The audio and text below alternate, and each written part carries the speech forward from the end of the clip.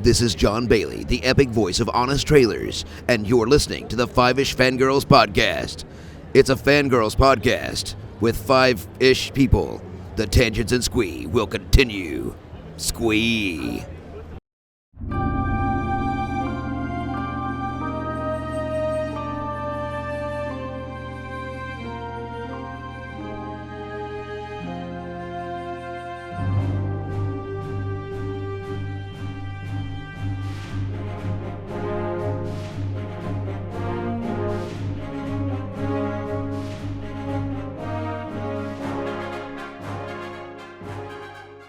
Tangents as we continue all the way to episode 328 of the Fiveish Fangirls podcast. That's it then. Cancel the kitchen scraps for lepers and orphans. No more merciful beheadings. And call off Christmas. Welcome everyone to this week's episode of the Fiveish Fangirls podcast. So glad you could join us. Let's start off like we do with the virtual table and see who's joined us this week. This is Brittany and Troy. This is Chrissy in Salt Lake City. This is Holly from Wisconsin. And this is Rachel in Indianapolis, Indiana. Hello, everyone. Hello. Hello, everybody. Had our 7th birthday, and now we're barreling towards number 8. Yes. Oh, boy. One episode at a time. That's how we did 7 years. Mm-hmm. It adds up. Mm-hmm. Yep. So, and thanks to everyone for their well wishes and comments on that happy occasion. It was a fun celebration. Mm-hmm. Yep. Yep. So, all right. Well, moving forward. First up, the news. Not really. We don't really have any news per se. At least not fandom news. Fairly quiet at the moment. I don't know if it's a good thing or a bad thing. I was just thinking the same thing of like, I know they usually say no news is good news, but this time like it just is ready to just boil over. Yeah. Well, so yeah, this week's been quiet news. Yeah, so it's wise, mostly housekeeping related stuff. So we've got a new Patreon episode of Gold Standard for those that subscribe either to Gold Standard's Patreon or the Southgate Media Network Patreon. Either one will get you that. Up to you, I guess. If you want just Gold Standard, just do that Patreon. If you want everything that may be coming out of Southgate Media Group, do their Patreon. Either works. We appreciate the support either way. But since the 4th of July is coming up rather quickly, we did the 1940s Jimmy Cagney musical Yankee Doodle Dandy. Wow. So Nice. Appropriate for the time of year. Yes, the man was not just a gangster. In fact, after a while, he got really sick and tired of playing gangsters. So he really enjoyed doing this movie. I bet. Yeah. So it's a fun, very patriotic musical about the life of composer and performer George M. Cohan, who, if you've walked in any Disney theme park, either down Main Street, Liberty Square, or the American Pavilion at Epcot, you've heard his music, even if you didn't know his name. So every child in America probably has learned the words to Yankee Doodle at some point. Yes. Yep. I have an odd memory of singing that song in the bath. Yeah. No, Who knows? So there is that, and as kind of I mentioned just a little bit during our show last week, but just as a reminder, I am going to be appearing on a panel during the Here Now Festival in a couple of weeks-ish. I guess actually it's a week from this Friday. God, time flies. On the 25th of June at 7 p.m. Eastern Standard Time, although the Here Now Festival, their schedule online is all Central Time because that's where they're located. And Central Time because they're actually in Kansas City, I think. But yeah, we're doing a panel called Off Mic, Developing and Producing for Geek Culture Podcasts. So I will be on that with Brandon Peters of The Brandon Peters Show and Brandon Wentz. It's going to be the Rachel Brandon Show. Brandon Wentz from The Crit Show. On that, and there's a whole bunch of other panels and workshops and stuff. I know a friend of the show, Peter Spellows, is actually participating in some of the events during the festival as well. Yep. So you can go check out the schedule for that and registration and all those fun things. Link in the show notes. So, and I do have some panels that have been approved for In Conjunction, but they have not released the schedule yet, so I don't know when exactly they're going to be. So as soon as I know what the schedule is, I will make sure to share that. That's 4th of July weekend. So stay tuned. Yes. So conventions, yay! Isn't it wonderful to be talking about that kind of stuff again? I know. The Here Now Festival I'm doing virtually, obviously, but In Conjunction will be in person. I'm so excited. And then PopCon's a weekend after that. Yay! So, yep. We don't have any feedback. So we'll just skip over that. Although, yes, we do appreciate all the well wishes and congratulations from celebrating our birthday. So I did see some comments as I shared the show around places. People are like, "Oh, that's fantastic!" So, yay! I don't know if it was in direct relation, but I'm gonna say it is. Alex has been singing "Happy Birthday" to you randomly. And it's we don't have anyone's birthday in our family coming up, so I'm just like, that's for us. It's cute.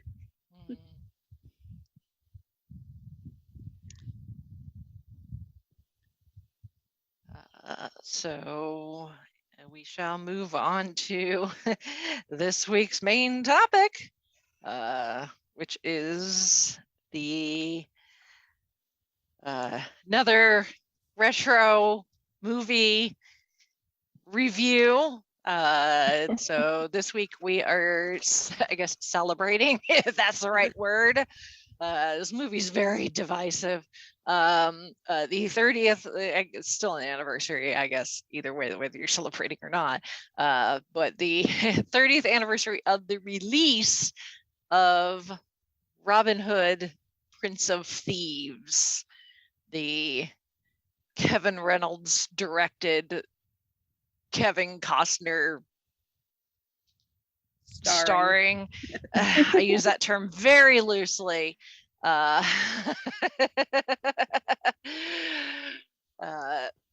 Action adventure film. So little bit fantasy, apparently. I don't know. Yeah, I feel like there's a witch in there, but she really doesn't do like magic. Yeah, she just does like fortune telling.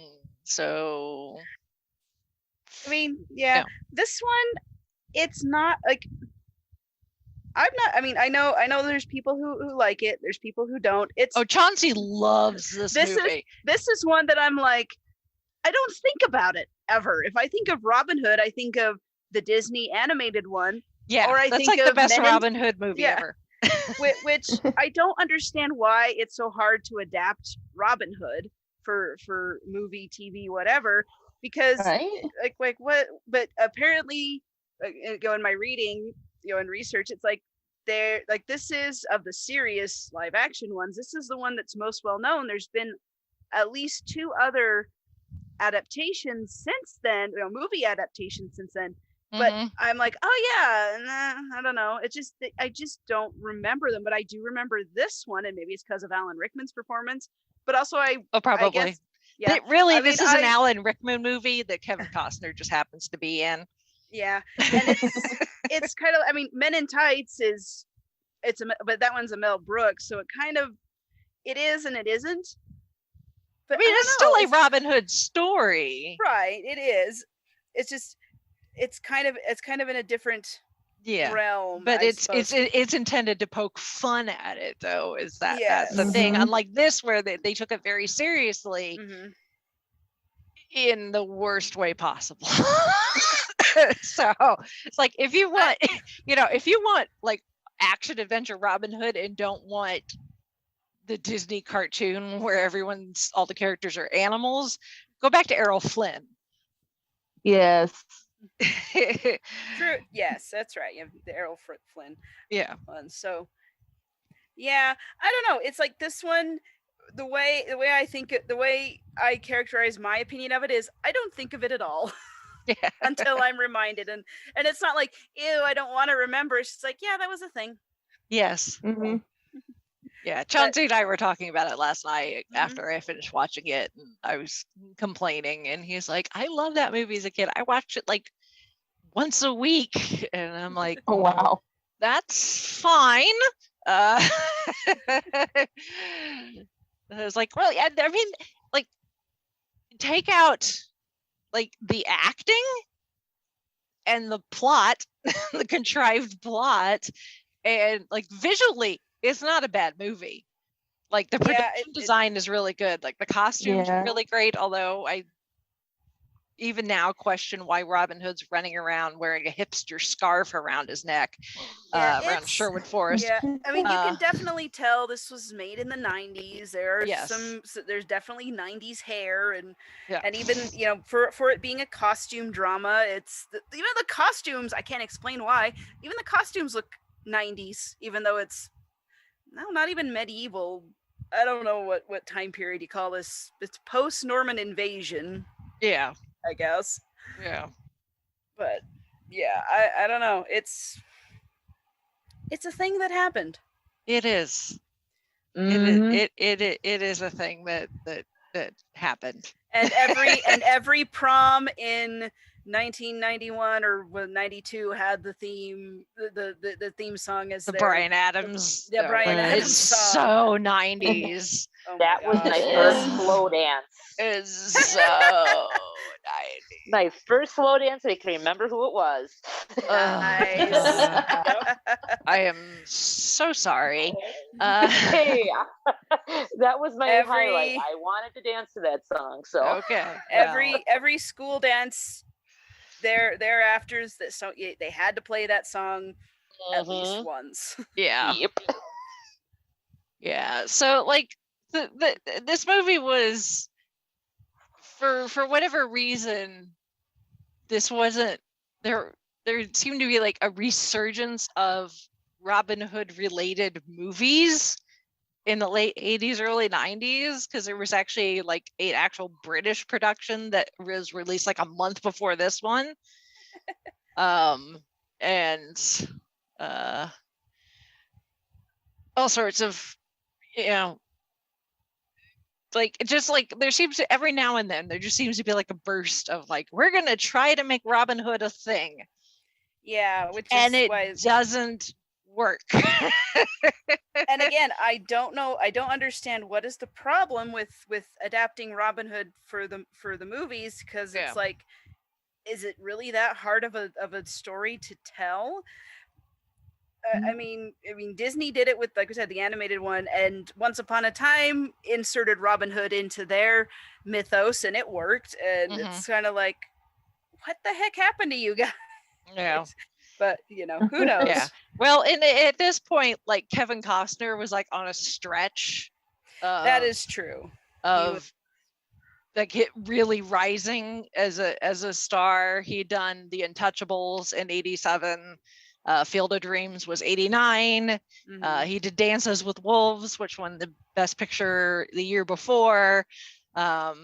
And he filmed this, like they did Dances with Wolves, and then he filmed this, and then he went and did JFK, which was another like huge epic movie, still there kind of period. And then he did The Bodyguard in '92. So he was on a upward trajectory, but then like this one, I mean, box office wise, this did well. It was the second highest grossing movie that year behind Terminator 2. Which Terminator 2, being Terminator 2, that's not shabby. Yeah. At all. Yeah. Yeah. So there was just a stretch where like Kevin Costner is in everything. Yes. Yeah. But after watching Dances with Wolves fairly recently too, and having that in recent memory, yeah, I have to rewatch Field of Dreams because that's like the other Costner movie that I've seen. And I haven't seen The Untouchables yet or JFK. So I don't know. He may change my mind in one of those, but between this and Dances with Wolves, in my opinion, Kevin Costner, he's kind of a bad actor. Now, let's see. Field of Dreams, that's one I've seen several times, and I really like it. And I feel like he does well in that one. And maybe that's because it's not an action movie. Yeah, it's more of the everyman sort of role, and he does well in that. So I think if he's not headlining a movie, he's fine. Like in Robin Hood here, he's like trying to play Robin Hood as the small town high school hero, whatever. Yeah. Which is what's in Field of Dreams, which he does really well. And it's like, no, it doesn't quite work. Yeah, because to me he doesn't seem like he's trying. Yeah. In this movie. That's what I know people have issues with the fact that he's not like he's using an American accent. Well, when you've got other people who have British, Scottish, European accents.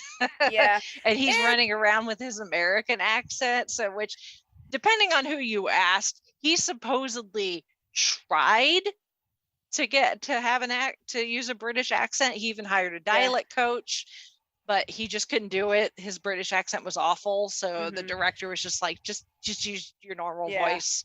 And it could have been just a thing of, well, yeah, if I did British accent, it would be even worse. So yeah, you'll laugh at me even more. So yeah, people would be like, let's not have a repeat of Dick Van Dyke and Mary Poppins. But besides that, the accent or lack thereof aside, he just does not seem like he's trying. Like a lot of his lines, he just seems bored. Like there's no emotion behind them. And I don't know if how much of that is Costner's acting, because I kind of feel that way his way in Dances with Wolves. Like he could have shown a bit more emotion. He just comes off as very just one-dimensional to me. Or the fact is also in this movie, while they don't have a lot of scenes together, Alan Rickman steals this movie. Yes. Big time. Yeah. He has just a little touch of the star. Yeah. But it's like, when they went to go cast this, they went to cast this movie, and Alan Rickman was offered the role several times and he kept turning it down. And finally got to the point where like, if you do this, you will have like carte blanche to interpret this character however you want. And that's finally what did it for him, because he hated the script. He absolutely hated the way that the sheriff was written. So a lot of his lines are ad-libbed. that he made the changes as he saw fit and really hammed it up and made this character as over the top and dramatic as he is, which is funny because supposedly after filming, when they went to edit, because Costner was also a producer for this movie, that also meant he had a say in the edit. Oh boy. And supposedly he and the other producer went to the editing bay, threw out the guy who was the proper editor, locked him out, and did their own edit, and actually cut a whole bunch of Rickman's performance because Costner was mad that and afraid that Alan Rickman was overshadowing his performance. And I'm like, dude, he could have had like one scene and he would have overshadowed your performance. I mean, I was gonna say Brian Blessed at the begining, like at first, like he's kind of subdued. He's writing, the letter, where's my son? Have you heard from him? And it's like, gosh, this is kind of a quiet Brian Blessed performance. And then, Forgotten Country, and I'm like, there's the Brian Blessed. Look at it, there it is. Yeah. Like, oh, there he goes. Yeah. Yeah, there's even part of me that I hadn't seen this in a while. I'm like, is that Brian Blessed? Uh-huh. Yeah, When and he then- walked in, I completely forgot. I'm like, oh, that's right. You're in this movie. Yeah. Yeah. Yeah, I saw his name in the opening. Like, wait, he's in I this? know. I was like, I don't remember him. I would remember Brian Blessed. Like, oh, it's because he's only in the first little bit. Yeah. Yeah, he gets killed off right away. Yes. Yes. But he doesn't. I mean, what little bit he's got, though, he gives a great performance, and it's a performance you expect from someone like Brian Blessed. Yeah. So, but yeah, just Alan Rickman. This is his movie, and I'm not just saying that because I love Alan Rickman. Well, it's that interesting. helps. It's interesting because there is this tendency in movies like this, and it kind of, if I think about it too hard, it makes me kind of sad. But at the same time, so you have the hero who is supposed to be the arbiter of all that is good and right and stuff. So they have so they play it pretty straight, and then but then the villain can do whatever the heck they want. So it doesn't. So you can fall into that trap of making the hero bland and boring, and the villain is really the one who's exciting and interesting and stuff, which is why going on a tangent here, the Superman movies, the Christopher Reeve Superman movies, are some of my favorites because you have this typical Boy Scout hero, and Christopher Reeve makes that role work. And you forget that. You often forget that Gene Hackman is in it, even though he is hamming it up. I would say crazy. Gene Hackman is a brilliant Lex Luthor, though. Oh, he is. He is. But I don't think of it as Gene Hackman's movie. I think of it as it's Christopher Reeve because he plays Clark Kent, the mild-mannered guy, whatever. Yeah. And the big blue Boy Scout, just so well and so perfectly. And it's so he doesn't get overshadowed by the villain. But in this movie, Kevin Costner is, like you said, he's kind of bland and just, just he plays the everyman character, which, like I said, in Field of Dreams works really well. In Robin Hood, not so much, because he's supposed to be the swashbuckling hero who's going to save everyone from the evil sheriff and save the girl and come in and rescue the people from, the taxes and the whatever else that they've got to deal with. And that's not how you want your Robin Hood. You want him to be dashing and charming and kind of thumb his nose at authority.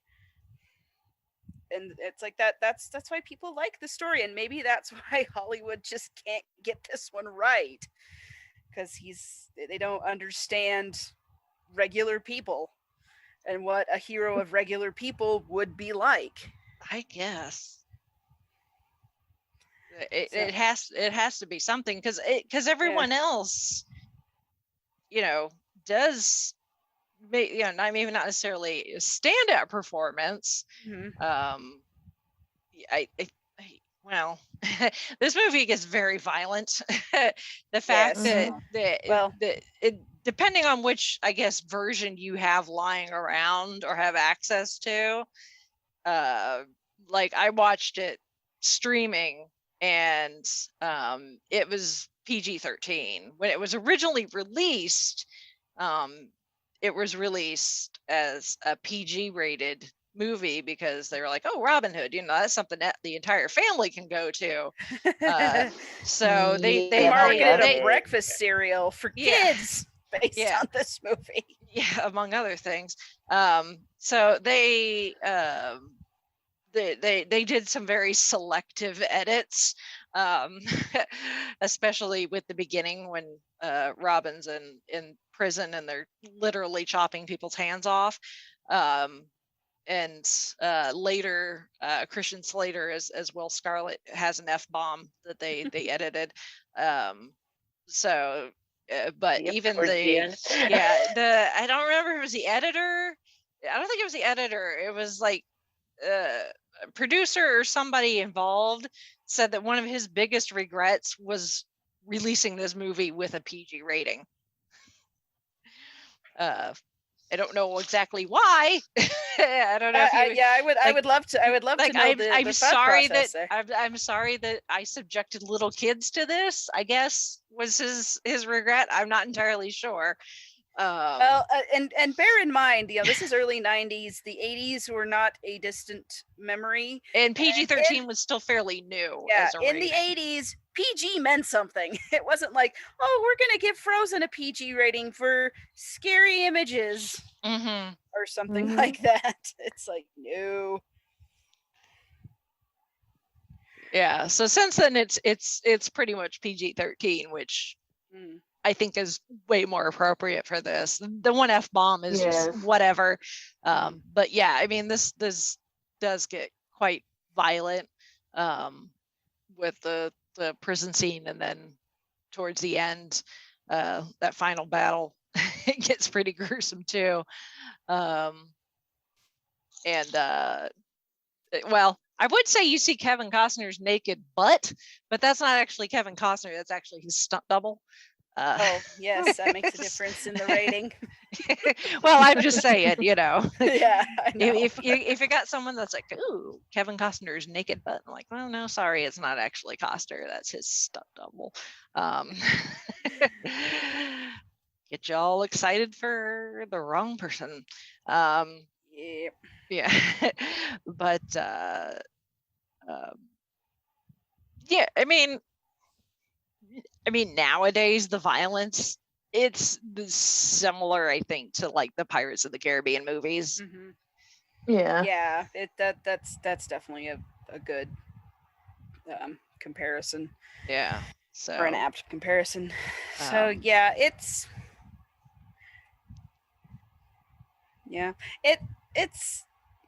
I when you said we were going to review this, I was like, oh, I haven't watched that in forever. And like every time I think about it, the only thing I ever remember, and I'm sure this is true for a lot of people, is the scene of, well, at least I didn't cut it out with a spoon. Yeah, that is the one that is the line I always remember in this movie. Beyond that, like, I couldn't even remember who played Maid Marian. I didn't remember. I'd forgotten Morgan Freeman was in it. And see, Morgan Freeman as Robin's sidekick, essentially, gives a better performance. This is true. Like, as I was watching it, I'm like, she's so good. Like, yeah, why isn't he the star of this movie? Yeah, and he's supposed to be playing, second fiddle to Costner's Robin. But yeah, no.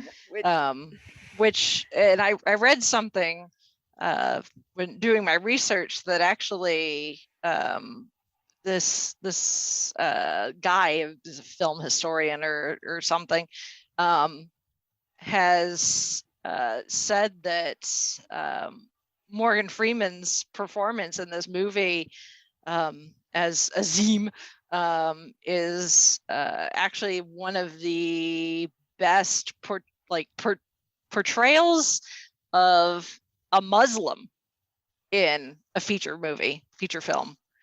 It's a very positive portrayal of someone of the Muslim faith. So I thought that was kind of cool. Yeah. I mean, he does really well, and not, and he's quippy. He's the humor around him, like, so there's that beginning in the part where they have Duncan and Azim are standing outside the door while Robin's gone to go to find Maid Marian, and Duncan's all like, I mean, because at this time it's a crusade, so England is at war with the Turks, basically, in the Middle East, and they're all their soldiers, all their noble folk have gone to fight the crusade, and so he's cussing them out like, oh, why, blast us, can't stand those dirty Moors, or whatever it is he says. I can't remember what it is exactly. And Duncan's been blinded because of the sheriff.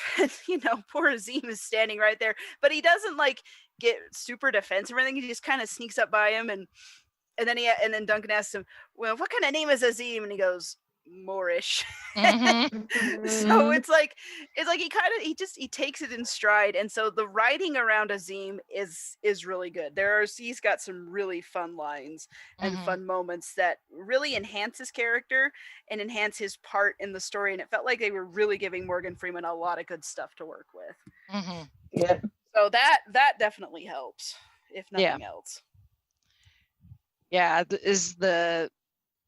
you don't necessarily have a lot of your supporting cast are not big names. Like Costner and Morgan Freeman and Alan Rickman were kind of your big three, because Alan Rickman had burst into stardom after doing Die Hard, and then Morgan Freeman has just been around for ages. Morgan Freeman. Yeah, because he's Morgan Freeman. He could read the phone book and he'd win an award. So the person everybody wants to narrate their life story. Yes. Right? Yeah. And so yeah, your other people, like Mary Elizabeth Mastrantonio, who played Marion. I don't know who she is. I know. I was like struggling to like, who is she? Yeah. This is like the only thing I really know her from. Yeah. She a big name from the 90s that I should have remembered, but she was their second choice for this. I read who the first one was because it made me laugh. Yes, because a certain Princess Buttercup was supposed to play the part and got pregnant and had to bow out. Okay, and then you have Carrie Elwes playing Robin Hood, and then Carrie Elwes was actually offered the role of Robin, but turned it down because he didn't like the script. Well, And hello, men in tights. Yes, it wasn't that he was against playing Robin Hood. He just didn't like the script for this particular film. I think he probably got the better end of the deal there. Yeah.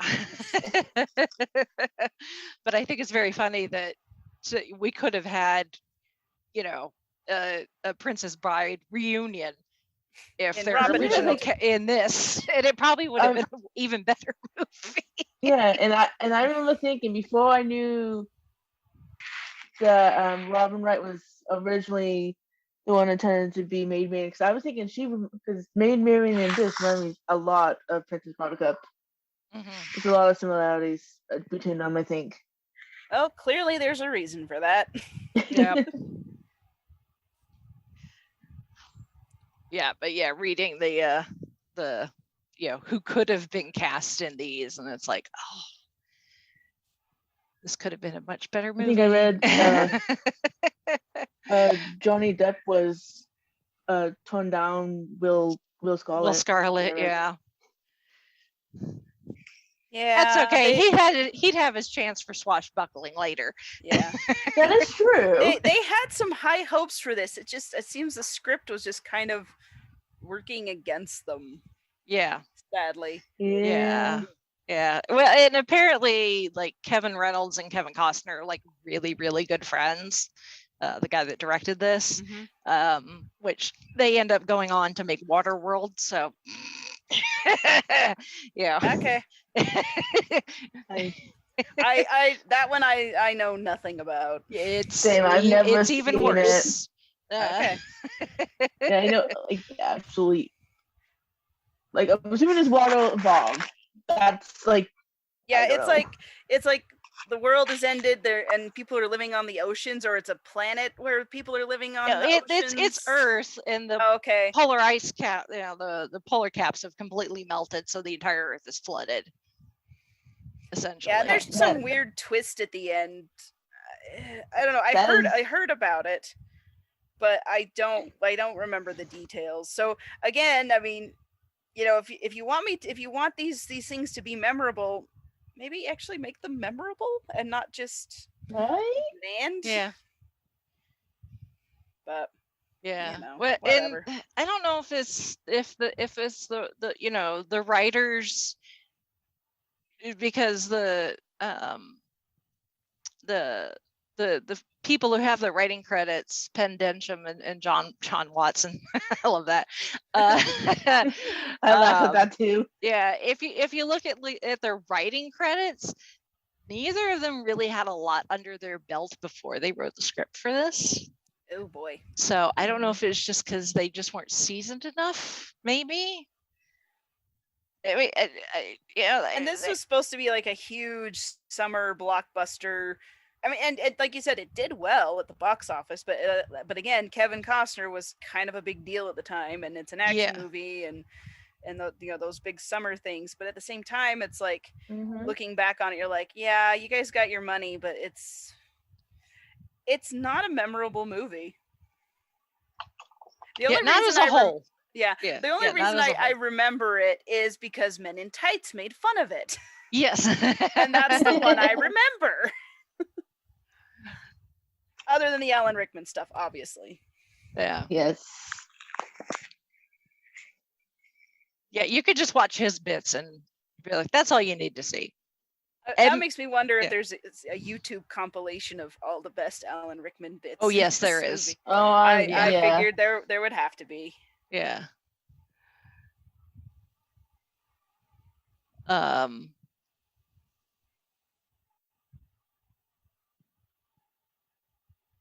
Yeah, they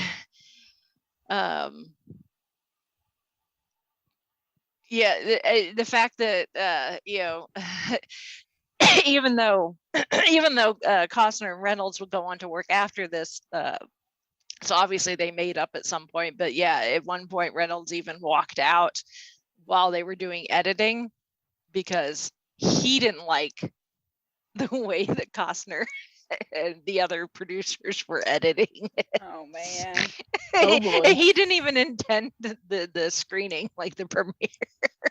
So, oh wow. Yes, you know, your problem with the director is like, I'm done with this movie. That's it's not even done yet. Jeez. Yeah. So it sounds like they had an idea, they knew who they wanted, and the script scared away the people they wanted. Yes. So they had to do with what they had. And then it was like, well, this isn't what we wanted to do, but we gotta deliver. So yeah, here you go. Yeah. Bye. Yeah. Well, and and you know, if the the theatrical version, you know, even the PG-13 version is you know, if you haven't suffered enough, there's a 155-minute extended cut of the film. It was released in 2009. I was reading about that. I'm like, that's the one I watched. Yeah. about how the witch is actually the sheriff of Nottingham's mother, because the real sheriff, the son of the Nottinghams, she killed and replaced him with her son. You know, Okay, I actually, like kind of got not got that, but I kind of that was in like the back of my head. Like I thought, is this his mom? Like it they made it sound like he was raised by her at points, but yeah. Yeah, but it was included at one point, and then they cut that bit out. Yeah. Now, well, because now I've got the DVD version of, so like last year, I guess, or the year before, Warner Brothers put out a series of movies. It's like, you know, and you could tell they all go together. Like there was Robin Hood, there's Wizard of Oz, there were a bunch of other ones. I was trying to remember who else, and it was like, and they're numbered, and it says Warner Brothers invites you to celebrate the most iconic moments in film history. And so it's got a special case and everything. Well, the back of the case on this one, so the front, it, you know, has a quote from the movie, and this one is, the quote from this one is, "I'm going to cut your heart out with a spoon," and from the Sheriff of Nottingham. Well, okay, so the description, the blurb on the back of the movie talks about,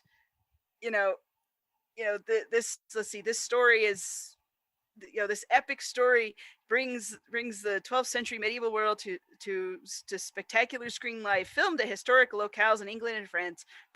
Robin Hood, Prince of Thieves, brims with the romance, passion, pageantry, and humor that have made this remarkable noble human a hero through the ages, in the story. And his story, the focus of many movies over the past century. So it's like basically saying, yeah, we're telling the same story. There are other movies who've done it, but we're not telling you anything about this particular movie other than who's in it. And so it's like, they're kind of like, well, yeah, I guess it's iconic. We're not sure why, but Robin Hood, yay! You know, yay! Robin Hood, right? It's an awesome story. Rob from the rich to feed the poor, and the evil sheriff of Nottingham. Although I do remember one thing I do remember after I first saw this movie back in the 90s, I was like, "Where's Prince John?" Because he's not in it. They don't. Nope. They took him out, which in my mind, having, of course, at the time I'd seen the Disney Robin Hood so many times, it's like, he's the main villain. How do you not have Robin Hood without, the evil Prince John? But again, they're kind of playing fast and loose with the lore here a little bit. And I guess there have been some versions where there's a witch and there's devil worship and all that stuff, but I'd never seen it. See, the stuff with the witch and like the her being like the sheriff's mother, to me feels like we're getting more into like King Arthur than Robin Hood. Yes. It's like, I think you guys are mixing up your English royals. Yeah, your mythological heroes from England's legends. Folklore, yeah. Folklore. Yeah, that's the word. I was like, what's the word? Yeah.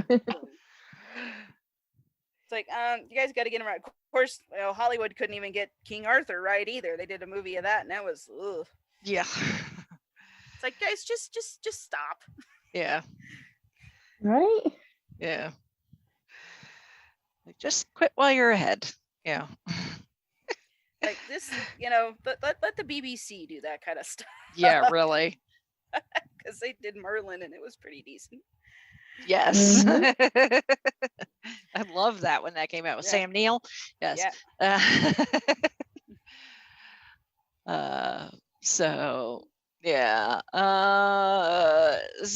Like we said, this was actually, even though it's, Costner's performance and the script have been panned, it ended up doing well box office wise. It ended up making almost $400 million globally at the box office, making it the second highest grossing film in 1991, right behind Terminator 2 Judgment Day. It also enjoyed the second best opening for a non-sequel at the time.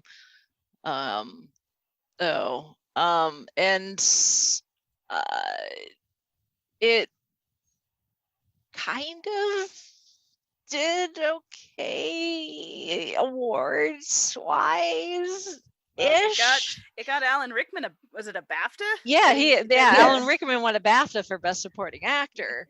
And didn't he, in his speech when he won it, he said, "Well, I guess this goes to show you don't always have to be subtle," or something like that. Subtlety. Subtlety's overrated. I can't remember what he said, but it was something kind of funny. And I was like, "Oh, we miss you." Yeah.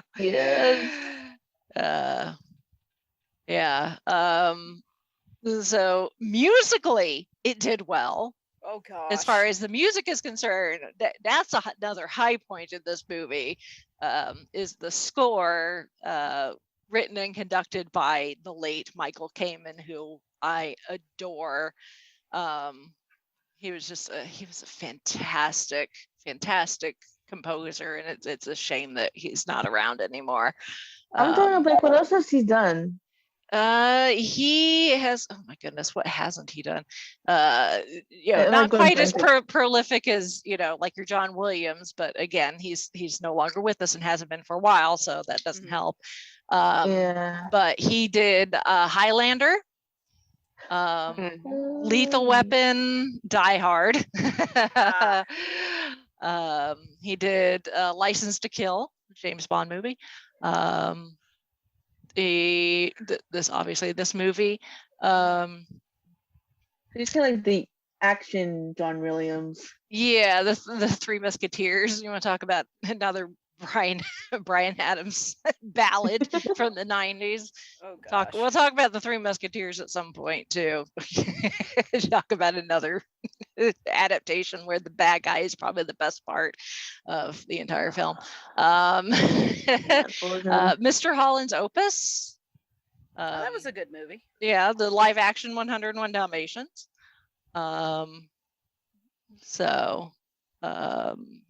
Okay, so I've definitely quoted some of this. For some reason, his name yeah, is he did the X-Men, the 2000 X-Men. Oh, okay. Oh. Yeah. The Iron Giant. Yeah, but he was also the composer that worked with Metallica for the first S&M concert. So, yep. But his music that he wrote that wasn't for film, it was just a music that he did, was actually the music used by my high school marching band the year after I graduated and won their first national marching band title. Nice. So I have a soft spot for Michael Kamen because of that. Because one of my best friends she graduated the year after me, so she was part of the band that year. So. Oh, cool. Yeah. So yeah, I have a soft spot for Michael Kamen. So I do thoroughly enjoy the score for this. It is very iconic, especially that horn, that it almost makes me feel like jumping on a horse and going tally ho. Here we go, guys.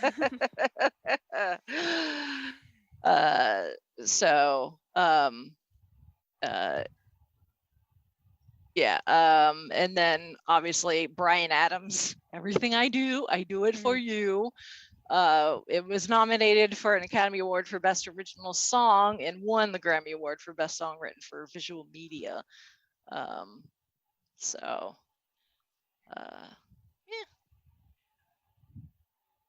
And then it's been played ad nauseum ever since at every junior high and high school dance since then.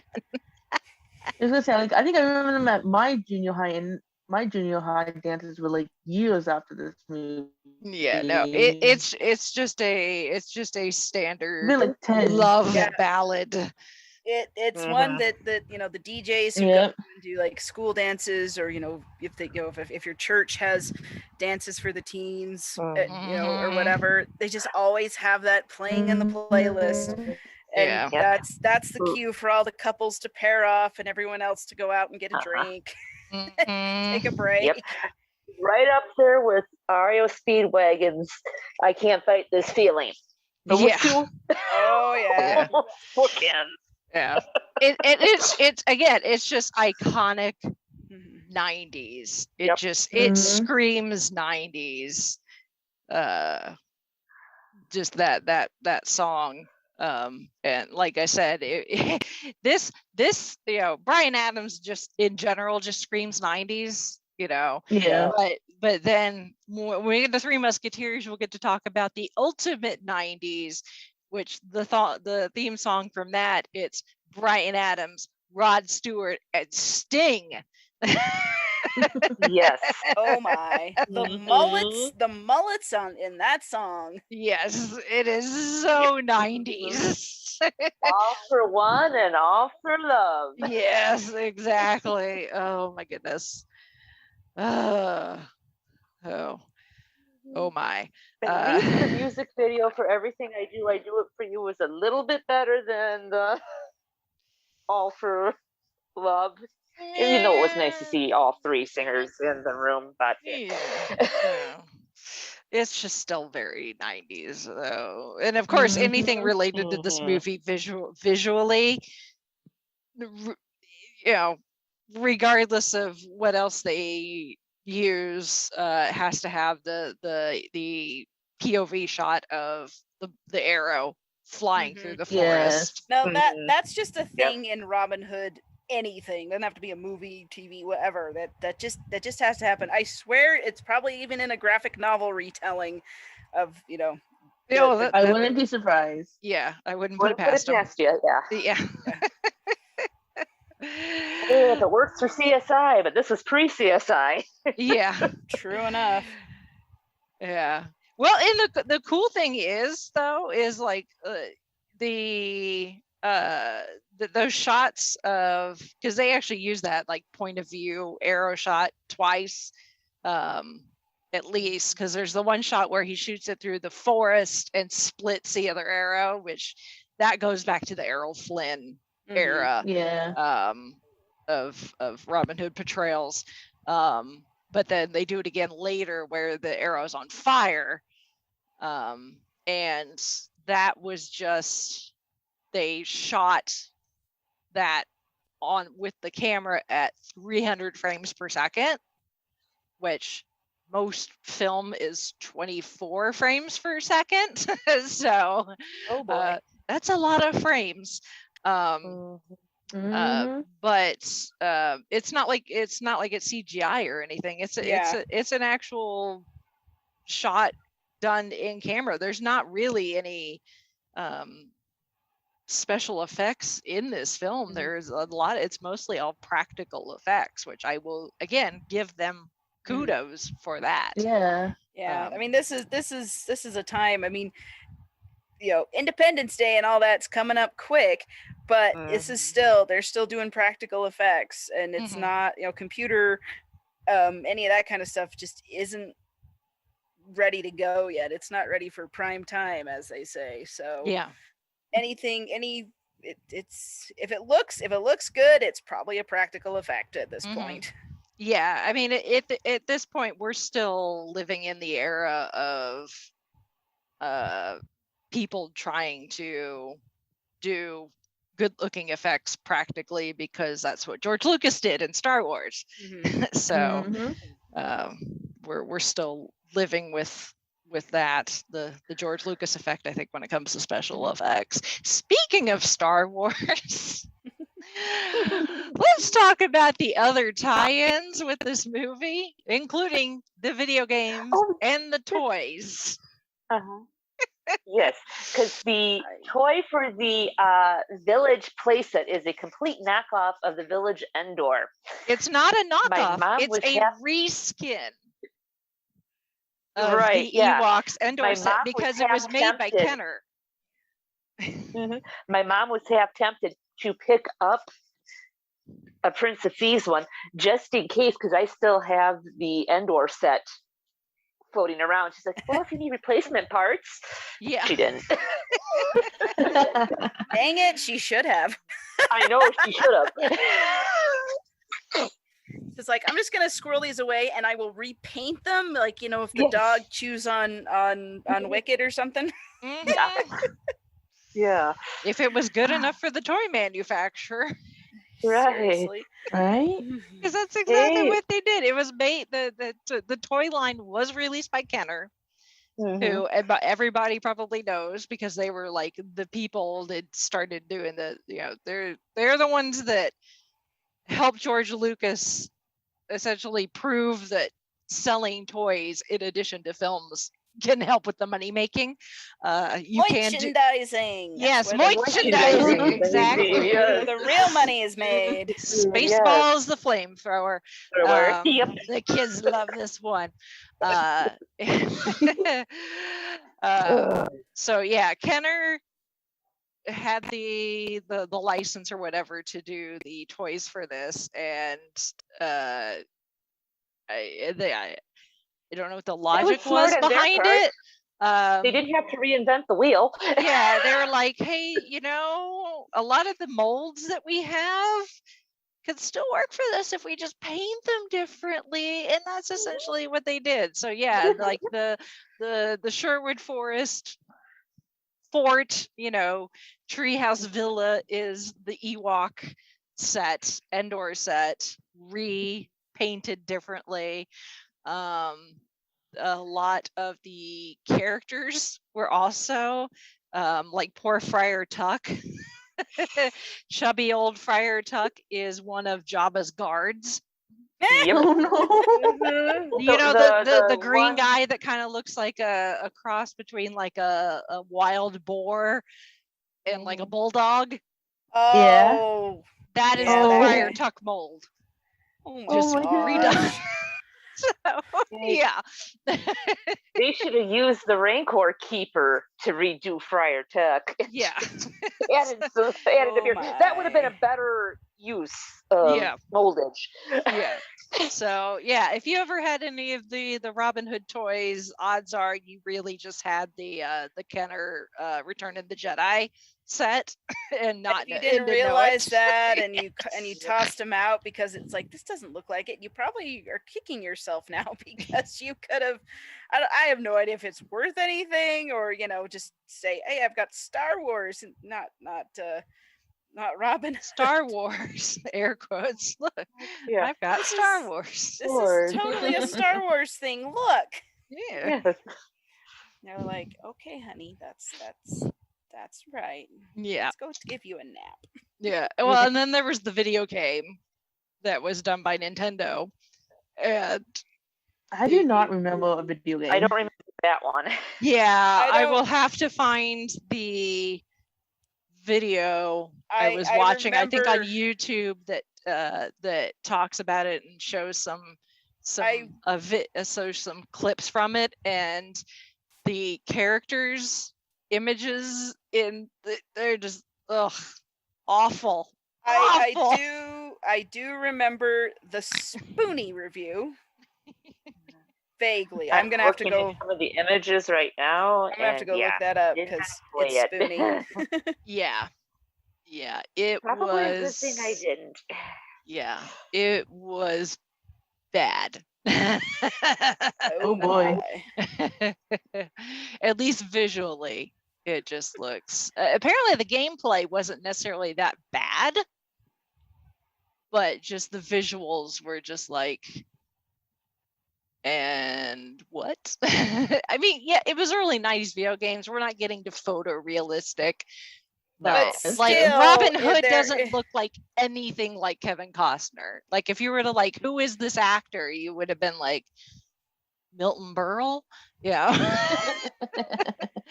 I mean, at yeah, it was least the- they yeah. did a pretty passable sheriff. Yeah. well, at the time, every big movie had to have a video game tie-in come out with it. Yes. I mean That that is true. isn't quite the case nowadays, but yeah, it's like, of course this one, because they want the merch. So Yeah. so video games are just another way of getting their cut, as it Yeah. were. So It's like they learned nothing from E.T. oh gosh, Right. That was the thing. that was a thing, and that was Not before, everything has to have a video game that was tie-in. that one was Oh. before they realized how long it takes to make a quality video game, and you can't just throw this idea out for 4 months before Christmas, and you want it for a Christmas, or was it 6 months? I can't remember. It was not- short. Yeah. Yeah, it was. So they just kind of reskinned something that they already had, they were working on or that they scrapped. I don't And remember. called it good, and it wasn't. And said, here's an ET game, and so you get the game, and you're looking at it like, this isn't like the movie that I watched. It's kind of it's kind of legendary in how terrible that one was. I've definitely played some really bad video. Like the only way you can tell it's a tie-in is to have the same title. Yeah, and you slap the logo on it. And Yep. it's like, hey, this is totally a Robin Hood thing. You saw that movie, right? I saw the movie, but it ain't like this. Ugh, one of these days I'll have to rant about the Home Alone SNES game. Oh goodness. The NES or the SNES? Or SNES. That's I meant SNES. I only ever had SNES. I don't. I think we talked about it a little when we Number talked about Home 2 Alone, but yeah. Was a little bit better than 1, but there were some very frustrating levels. I can remember getting both of those games for Christmas one year, and it's just like, ooh, the rage quit was strong. I never finished it because I could never find everything in the 4th level. And it's like, how does this house have 8 levels in it? Because literally it's each level has two floors, and it's like, this doesn't make a freaking bit of sense. Anyway, that was a tangent. And the internet wasn't that good back then, so you couldn't find walkthroughs to help you solve it. And this is true. Trying to get a manual was next to expensive, so it's just like, no. It's like that bit in Toy Story 2, and you know, Rex has got the cheat book for the Buzz Lightyear game, and it's like, it's extortion. That's what it is. It's like, you're not wrong.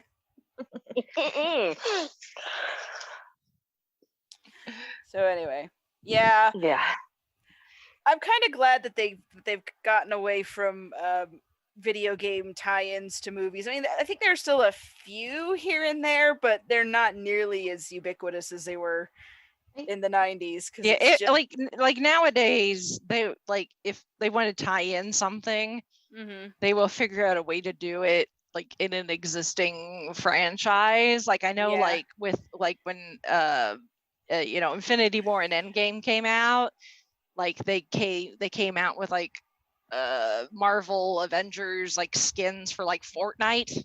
Yeah, or you know, there was an Angry Birds Star Wars crossover game, that kind of stuff, but not like a, hey, you know, here's the new Star Wars game for Xbox or whatever. Yeah. Or like with the Disney Blitz. Oh, hey, new season of this, new season of that. Here's some emojis for you to try to here's some more emojis that you're gonna have to spend $30 just to have a chance to collect. Too. Save and hoard crystals for all they're worth. Have fun. Yes. Oh, those freemium games. That's a podcast for another day. Yep. A fun topic. Yep. Maybe. Oi, Robin Hood. I guess we said everything about Robin Hood because now we're talking about Star Wars Angry Birds and It's a thing that happened. It is really at the end of the day. It's a thing that happened. Yeah. If you just want, you know, to watch 90s ridiculousness, I guess, and a really, really good Alan Rickman performance, then yeah, watch it. But otherwise, and the surprise Sean Connery appearance in the last 3 minutes of the film. Yes, which I have to confess that I for some reason, I don't know how, but I completely confused Sean Connery's appearance in this with Patrick Stewart's in Men in Tights. Oh dear. I got them completely confused. No. I can still remember seeing this Prince of Thieves in the movie theater I was sitting next to my dad, and then we heard the voice, and he's just like, "Is that Sean Connery?" And I was like, "I think so." And the whole audience lost their collective cool.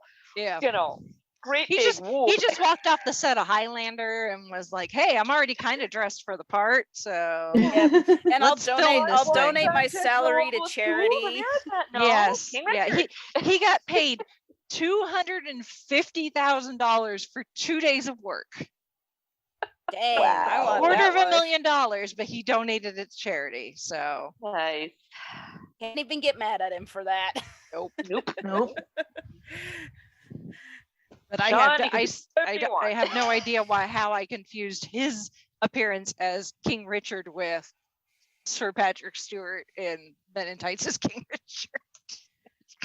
Yeah, they're both great actors, but they're totally different. I know. Different but classic. I know. And well, it also, the thing is, Men in Tights came out so soon after this one. Yeah, like 2 years. Yeah, so it's like it is possible to kind of be like, now was that one in the one or was it in the other? I don't remember. I just knew it was a well-known older classically trained actor who has Sir at the start of his name. So, Your bald chances are head. good. I was yeah. I mean, they both check a lot of the same boxes. That is true. You know, they were heads of popular franchises in their day, and so yeah, Sean Connery, he pops up at the end of this one. Yep. And nobody knew it until, because he's not even in the credits. No, he's At not. all, yeah, no. Yeah, he's completely uncredited. So, but yeah, it's a fun little cameo. Yeah, it's a nice way to bookend, because it's like you got Brian Blessed at the beginning, and then you got Sean Connery at the end. So Mr. Connery. yes. So. You can watch it I think- that way you get those, or just watch the Alan Rickman supercut on YouTube and call it a day. Yeah. I So think I read that Sean Connery was actually originally they wanted him to be Loxley, Robin's dad. But apparently he was already playing enough fathers that he didn't want to do it. yeah, he played, he played a lot of dads, so he's like, nah, I'm not gonna do it. But I'll play King Richard and show up on set for Also, 5 minutes. Technically acting like a dad because he gave away Marion, which is technically a father's job. Yeah. Yeah. I mean, so playing Jones Sr. was that bad that he didn't want to play another father role? I don't know. Who knows? That's the last father role I can think of that he was in. I'm trying to think what. And then he plays Robin Hood himself Right. That is true. in another adaptation. So Yes. Fair play to you, I guess. Yep. Yep. Well, that's what you want to do. Mr. Connery. Yes. Well, part of me feels a little bad because I'm certain this movie has its fans, and like I said, I don't hate it. It's just like kind I of one said, that's- Chauncey loves this movie, and Yeah. he was mad at me bad mouthing it last night. Oh, I enjoy. I mean, there's some parts like it's a little long, but I mean, I like it. So yeah. I mean, and Rachel, hey, I can see your opinions, and I can see both sides of the coin. If I just ignore Kevin Costner, then it's a great movie. Hard to ignore the guy who's Just ignore the on star the of the movie. poster. Just ignore the person who's playing the person who's the movie's named after. Yeah, Right? his name's in the title. Well, anyway, I was just gonna say, if any of our listeners out there love this movie and want to defend it, or if you want to share in Rachel's vitriol, we'll take all comers. Send us some feedback. Have Chauncey send us feedback. Yeah, Chauncey, you sent feedback. Yeah, really. I mean, it's not vitriol. It's not like my hatred of It's a Wonderful Life, which I hate with a passion. So. Oh, now I'm sad. But anyway, yeah, Dick already Chauncey, knows, so yeah. Chauncey, you need to send in feedback and give your 5-minute rebuttal, or whoever. Send us feedback. Our email address is fiveishfangirls@gmail.com. You can also visit our website, which is thefiveishfangirls.com, and you can find links to all of our social media and leave comments there, whether it's on Facebook or Instagram or our YouTube channel. You can also find the podcast wherever you get your podcasts. And you can also support the podcast. We have Patreon, we have an Amazon store and a Redbubble store, and an Audible affiliate link, and a Ko-fi. So check those out. And again, we thank you for your support. However it is you choose to support the podcast, we are very grateful, very humbled that you would choose to spend your time and resources with us. And so we'll continue to put out the fine quality of podcasts that you have come to know and love from us. Yep. Oh, and just a heads up, there will not be a show next week. Speaking of feedback, so if you do send in feedback, know that it'll be a couple weeks before you hear said feedback, because I am finally taking a much needed vacation. So yeah, not that I don't love you guys, I'll miss y'all, but I'm not going to get into the personal stuff that's going on right now, but just trust me, I need to get away. I need a change of scenery. I need to get away from the computer and work and life and all of that fun stuff just for a little bit. So, and summer is in full swing, so that's a thing. Yep. People go on vacation in the summer. Yep. So, but I will try to get up some, because I've still got a backlog of D&D audio that was put up yet. That was a thing we used to do, remember? Yeah. I am sorry, just life. No. I'm not digging. I'm not sending you a dig. I feel a little bad because I'm the one who got the job and that we had to stop doing D&D. Yeah. Well, I mean, as far as the audio is concerned, it's probably a good thing that we stopped. Yes. Who knows, maybe down the line one day we could maybe see if we could do a little one shot. We could. Yeah, we could plan that and do it. Jared's got a ton of them. Yeah. So yeah, I will see if I can find the time. Again, life. I've got family stuff going on right now that's taking a lot of my attention, but hopefully if I can find the time between now and when I leave, I will maybe try to get some of that audio up so that you guys have something to listen to. Otherwise, this will just give you an opportunity to catch up on the 5 million other podcasts you're probably subscribed to, just like I am. Or if you are caught up, check out some of our other Southgate Media Group friends and family. Yes. Plug for our good friends over there. Yes. Yep. There's some good folks out there doing some good stuff. So indeed. All right. So all that to say, no podcast next week. So don't panic if you don't see us. Yep. Yes. But there will be some geeky things involved with said vacation, though. So don't be surprised if you see a thing or two maybe posted on our Instagram. Hint, hint. Geeky things are good. Wink, wink. I'm finally checking something off of my to-do bucket vacation list. Nice. We have been. I'll tell you about it when we get back. But spoilers.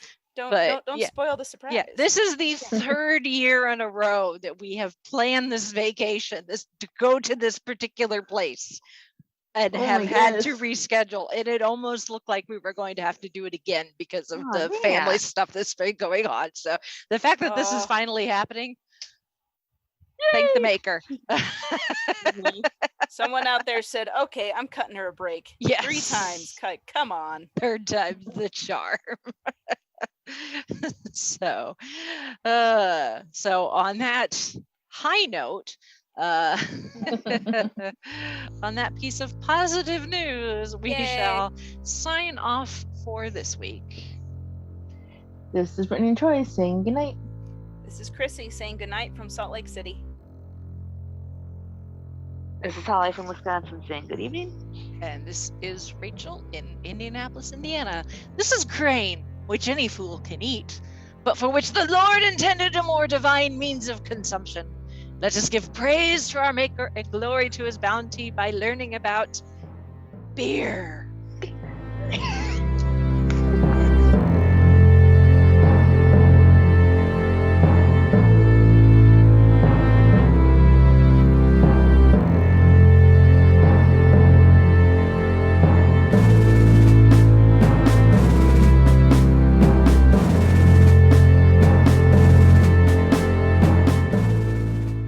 Listening to the Fiveish Fangirls podcast. You can find more episodes and information at thefivishfangirls.com. Any and all books, movies, games, and any other forms of media mentioned are owned and operated by the respective copyright holders. No copyright infringement is intended or implied. If you wish to support the show, the easiest way is to leave us a rating and review. More ratings and reviews will make it easier for others to find the show. If you wish to support us monetarily, you can do so at patreon.com/FivishFangirlsPodcast. All money goes towards fees and equipment to keep the show going. For official Fiveish Fangirls merchandise, visit redbubble.com/people/FivishFangirls. We love hearing from our listeners and encourage feedback. You can email us at fivishfangirls@gmail.com. You could also like and follow us on Facebook at facebook.com/FivishFangirls. Thank you so much for listening, and may the squee be with you.